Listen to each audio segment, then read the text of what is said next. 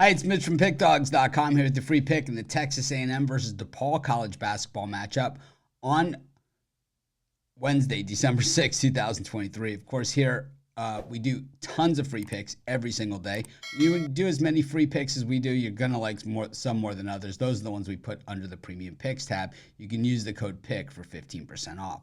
We also have Dime Club and Sharp Trading Plays meant for people who make bigger bets. If that's you, text the number you see on the screen because they're not available on the website. But let's get to this one. Texas A&M taking on DePaul. Texas A&M 6-2 coming into this one. DePaul 1-6, and the wheels look to be off the cart for the Blue Demons once again. Boy, hard to believe that a Big East team located in Chicago can be this bad for this long, but DePaul certainly showing that it very much is possible. I mean, back in the day, back in the 70s, these guys used to play for the national championship, but that was a very long time ago.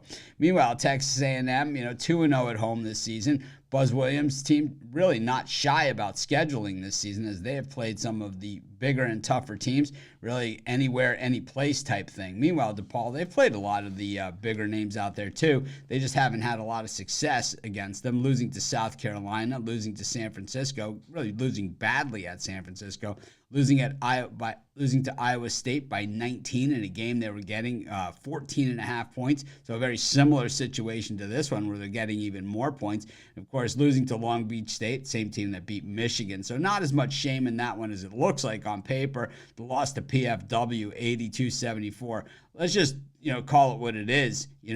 Big East teams are not supposed to lose to these peanut schools. And I'm not saying that these guys are peanut schools. Maybe that was really the wrong word to use. But against these smaller non-power conferences, right? These are supposed to be the afterthought games, the tune-up games, right? And Seton Hall and DePaul is being the team that's being kind of tuned up on, right? I mean, they're kind of turning the tables on them. Meanwhile, for Texas A&M, lost last time out against Virginia by a dozen in a game they were only getting 2.5. And I think the fact that they were only getting 2.5 at Virginia just shows you the respect that Buzz Williams is starting to gain with this team.